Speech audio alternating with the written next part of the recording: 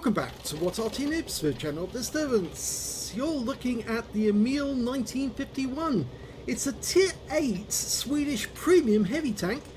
It's located on the south spawn of Abbey, and this one is under the command of Guralek is an animal. Oh, Guralek is animal. Yep, he's in the MIRKO clan. Is that, I think it's MIRKO. MRKO. Game started. Well, the EMIL 1951 is a premium tank that you can either get for completing a mission or for paying 7,200 gold. It's basically very similar to the EMIL 1. They both got 105mm guns, although it's actually, this one's got a 3 second slower reload time, 3-shell autoloader, and it's capable of doing 360 alpha, and with standard ammo goes through 217mm, and with premium 242. It's standard APCR. Now, as you can see, it's very similar to the EMIL 1, but there are some differences, and you can penetrate the front of this turret with premium ammo if you've got it.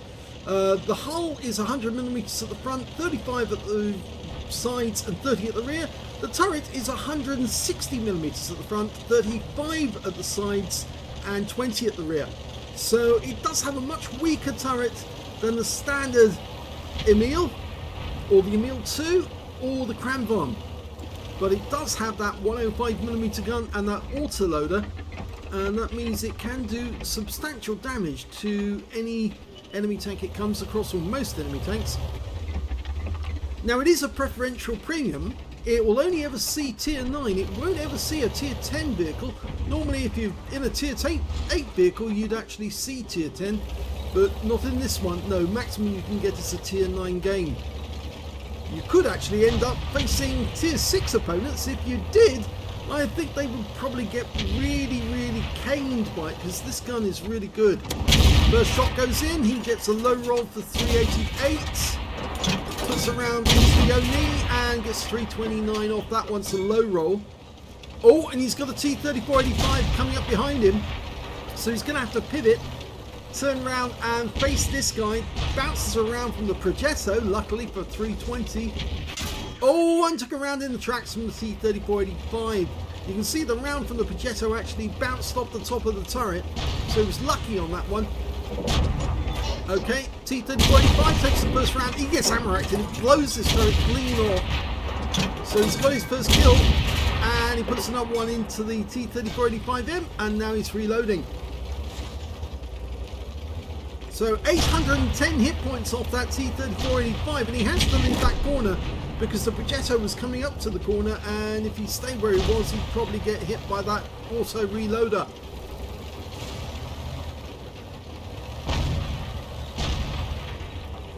Okay, he's now going to face the Progetto and see if he can get him out. Only needs one shot, but only fired his round. Oh, missed the first one, get the second one. Yeah, got him, no problem. And now we've got a KV2 behind us. We've only got one shell left because we fluffed that first shot. So one shot into the... Oh, and he fires at the CS44 because the KV2 pulls back. We now got an Oni shooting at our rear, whilst we've got the enemy shooting at our front. The Budgie, CS44 and the KV2. But there's quite a few of them there on that corner. In fact, we're the only one to get any kills at the moment, so Guralek is actually doing quite well. It's here, Arty rounds arcing in. There's two enemy Artys in this game. A Lorraine 15550. Oh, he gets the weak spot below the turret and puts the other one into the hull. Go for the third one. Yes, he gets the kill. He did take a round for 150. It was a high explosive. He was lucky that they'd done the rework on HE, because otherwise he would have lost a lot more hit points. But I suppose he was actually saved by his armour. Still hugging the rock. Now, the hull is fairly weak on this vehicle, as you heard when I actually called out the hull armour. 100mm at the front, 35 at the sides, 30 at the rear. He managed to get around into the CS44. I missed that. He got his reload in, puts another one in, so he's got 2 rounds out of that 3. And notice he is firing premium ammo, and it is helping him to get the pens on those enemy vehicles. The CS-44's decided to go down into the lake down below so he can get across to the village. I'm not sure if that's a wise decision. He might drown if he's not careful. And Team 34 takes one shot, he's dead. And now we've got a Progetto 46, the tier 8, and he goes for one shot as well. That's 5 kills now.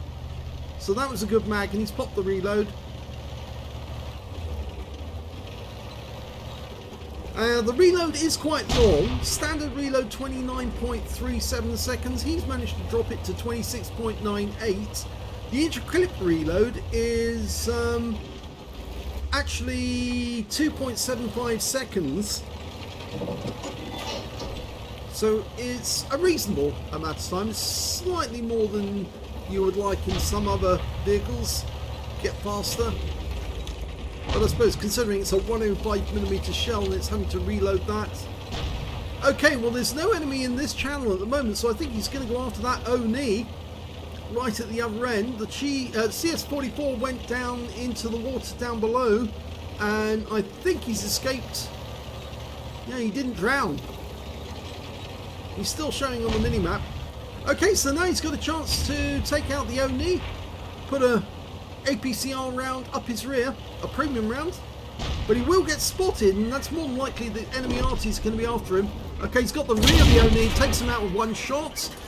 T-78 takes him out with one shot. That's his top gun. In fact, now he's got 7 kills. He's backing into this corner to avoid any Arty reply, so he can go unspotted. RT-78 is looking a little worse for wear.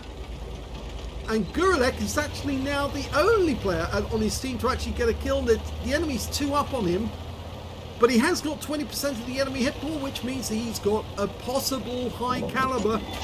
Okay, we've got an IS making his way towards our cap. He's loaded. First round goes in, he gets a low roll. Second shot kills him outright. So that's a Radley Waters. The CS-44 has been spotted. He's actually at the water's edge, so he did manage to get across the lake without drowning.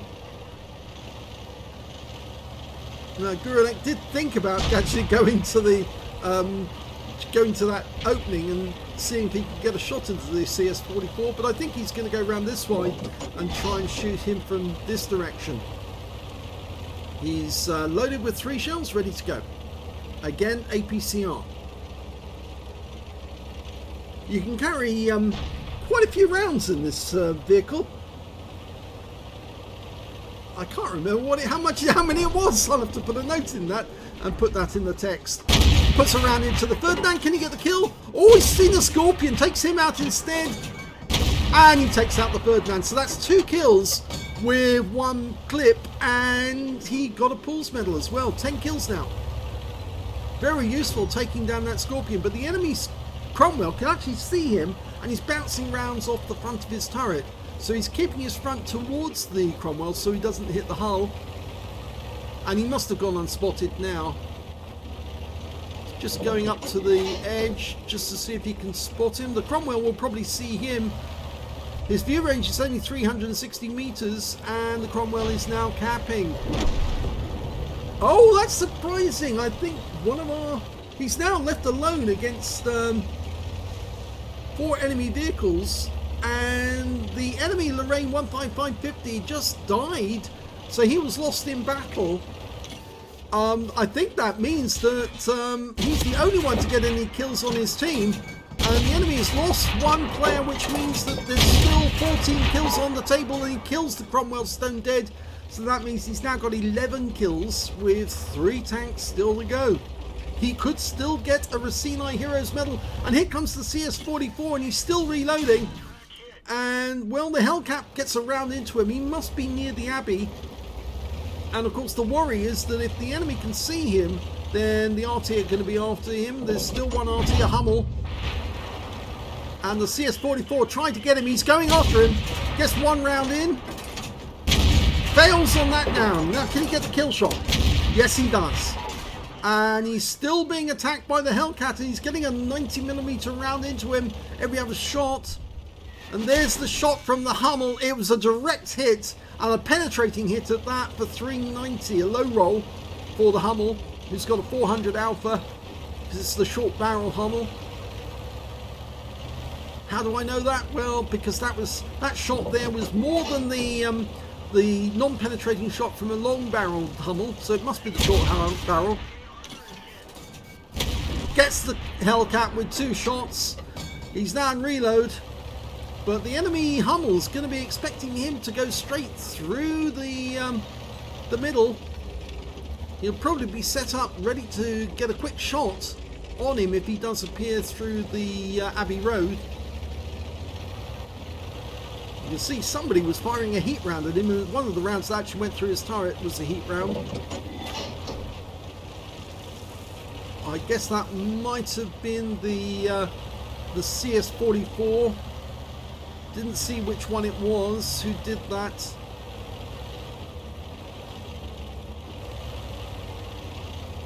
Well, this is certainly unusual. He looks like he's going to go up the west side of the map. I think I would have probably have gone through the village instead. It's just him versus the Hummel now. The only problem is that the Hummel could actually get him. He's only got 271 hit points, and if the Hummel was actually able to get 1 direct hit on a shotgun, I think that will be the end of Gorelek's game. Or Gorelek. I hope I didn't mispronounce his name. He's come so far, got 13 kills. Only 1 more needed for the Racine Heroes medal.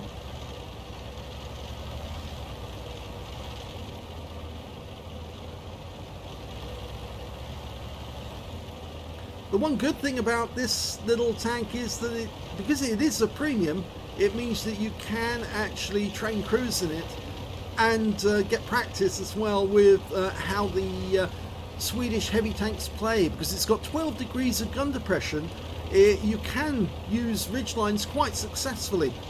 Just got to remember that it's a nice little gap that you can shoot through, or at least there's a weak spot right underneath the gun, underneath the mantlet, so to speak. He's going to go up to the edge and see if he can spot the Hummel in the cap area. I doubt if the Hummel will be there. If he's smart, he would have got to a position where he can ambush Gorelek. Ideally, the Hummel needs to get a penetrating shot through the hull of Gorelek. If he does, then Gorelek might actually be wiped out with that 1 round, that 115 centimeter round. As I said, the Hummel must have the stock gun because of the penetrating shot that he got when he was going across the, coming down from the hill. 390, that shot. And it was, it was the heat round actually. He used the premium ammo. That was the round that actually went through the turret. Now, he is going through the cap, which will set it off. The Hummel will know he's here. And there's the 2-minute warning.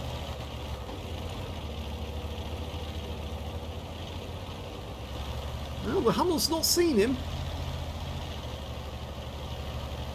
Oh, the Hummel's at the other end. He's just gone into the cap. And he's told us where he is. And, well, that probably... I don't know if that's a smart move or not a smart move. It's certainly going to draw Gorelek towards him. And...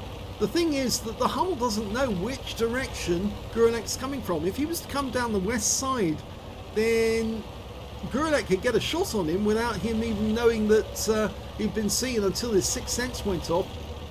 But Gorelek is going directly towards the Hummel, which means he's going to have a choice of 3 entrances to the cap area. And if I was him, I'd go straight up the most direct route, straight at the front. Because I reckon that Hummel will be at the back of the cap area. He's got 3 shots for a Racine medal, Heroes medal. He's only got 46 seconds left on the clock. You've got to get it right. There he is. Locks on. Oh, he fluffed his first shot. And he fluffs the second shot. Oh, he makes certain of the third one, but it's a low roll for 312. If it had been a standard roll, he would have killed the Hummel outright, but now he's got to wait for a reload to go through. 26 seconds. Oh, come on, it's not 26 seconds left, it's only 6 seconds left. He's got sort of like 12 seconds on the game. Here we go, he has to make it correct first time. And he does. That is a Racine Heroes Medal. Well done to Guralek. Is an animal. He certainly is an animal. Well, here's the end of battle stats, and that was an ace tanker game from Guralek is Animal in the EMIL 1951, the Tier 8 Swedish Premium Heavy Tank. He got a Bruiser Medal for getting at least 5 critical hits. He got 7. He got a Hand of God for surviving the battle, having received damage from 4 different enemies, as well as a Demolition Expert. He blew apart one of the T-34-85s in the West Channel, and yeah, we watched the turret fly through the air. He also got a Duelist for taking down 2 tanks who damaged him, a Fire for effect for doing more damage than the hit points of his own vehicle, and a Shell Proof for blocking more damage than the hit points of his own vehicle. He got a medal that's very, very rare indeed. It's the Racine Heroes Medal. In fact, I think he probably would have got all 15 kills in the game were it not for the fact that Lorraine 15550 decided to drown himself, and I don't know if he went into the river or wherever he did, but he gave up and suicided, and that denied him the 15 kills, which would have been a very nice record for him. He did get a Defender Medal for resetting the camp, getting at least 70 defense points in the process, a Steel Wall for blocking the most damage in the game, a High Caliber for dealing the most damage in the game, and finally a Top Gun for getting at least 6 kills. It was pretty impressive that he took down 14 enemy vehicles. Would have been nice if he'd taken down the 15th one as well, but basically his team owes him a round of beers because certainly he gave them a victory where it didn't seem possible. Let's have a look at team score.